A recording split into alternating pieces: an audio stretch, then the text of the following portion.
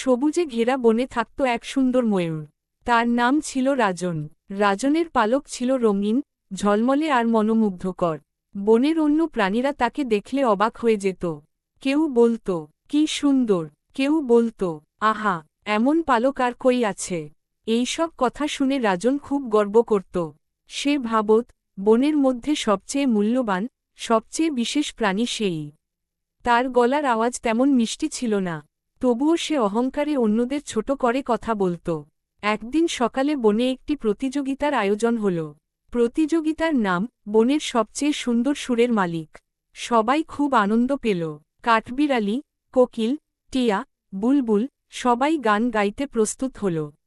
রাজন বলল, আমি প্রতিযোগিতার রাজা, আমার মতো সুন্দর কেউ না, আমারই জেতা উচিত।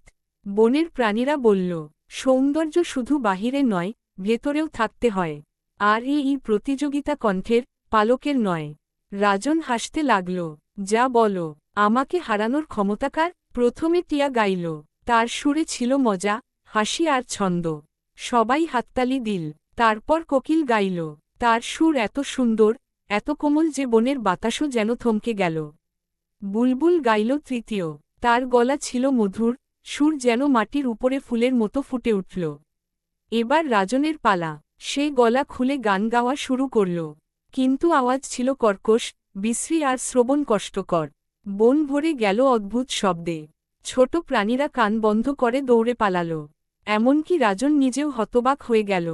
ফলাফল ঘোষণা করা হল, এই প্রতিযোগিতার বিজয়ী কোকিল।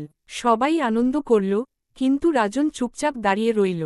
তার মুখ লজ্জায় লাল। সে বুঝতে পারল, শুধু সৌন্দর্য থাকলেই কেউ মহান হয় না, আসল সৌন্দর্য বিনয়ের মধ্যে।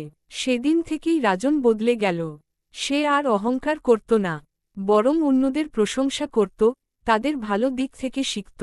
বনের প্রাণীরা তাকে আবার ভালোবেসে গ্রহণ করল। আর রাজনও সুখী হল, কারণ সে বুঝে গেল, সম্মান অর্জন করা যায় আচরণে, বাহ্যিক সৌন্দর্যে নয়। এভাবেই এক অহংকারী ময়ূর বিনয়ী প্রাণীতে পরিণত হল এবং সবার হৃদয়ে নিজের সত্যিকারের জায়গা তৈরি করল।